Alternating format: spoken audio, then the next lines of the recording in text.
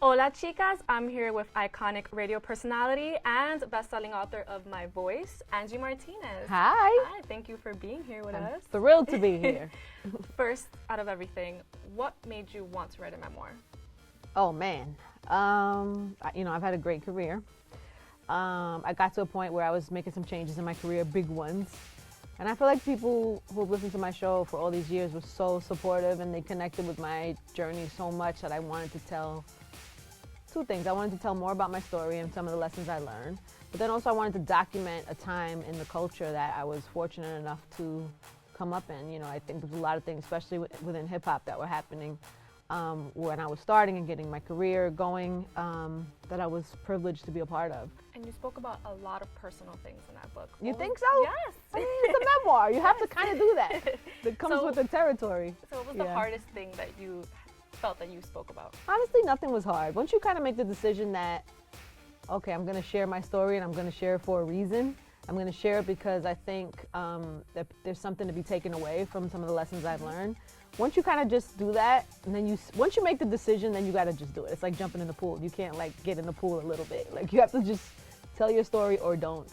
So once I kind of made that decision, then it was easy. Then it was just like, let me write down all the moments that mattered to me, all the moments when I learned something, all the turning points in my life, and we'll see what happens. And it just kind of came out.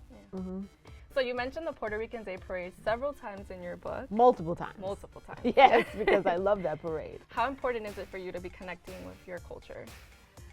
You know, that I mentioned that parade a few times for different reasons. Like when I grew up going to that parade. I was a kid with my grandmother going. I tell the story of like seeing Eric Estrada on the float and thinking, oh my God, this is amazing. And so to be that little girl and to be inspired by those people, then to later be on a float and looking at people look at me with those same eyes is like a crazy moment to have. And you spoke a lot about the excitement that hip hop. I felt that excitement. Yeah, in the beginning. good. What young artists now or new artists gives you that same excitement you got from that young age? I think there are plenty of artists now who use their voices that way in terms of talking about what's going on in the world, in terms of talking about, I mean, you look at a Kendrick, you look at Cole, and even to the point that we got to a place where a Frank Ocean could be as honest as he is about his life, and speaking for a group of people that are not so much spoken for, especially in hip hop. It's really, it continues to inspire me. So what is next for Angie Martinez? Man, who knows? There's so much I want to do. This book has opened up. First of all, we're getting ready to drop the audiobook, which is a big deal for me, because it's one thing to write a book. It's another thing to tell your story in your own voice, in your own words. It was like an emotional thing to read my book back. So that'll be out soon, and I think that's going to be interesting to see how people react to that also. Yeah. And then who knows? Like I said, TV, some more writing. I have some documentary projects I'm starting to kind of put together. Oh, yeah. Exciting. And who knows, Yeah.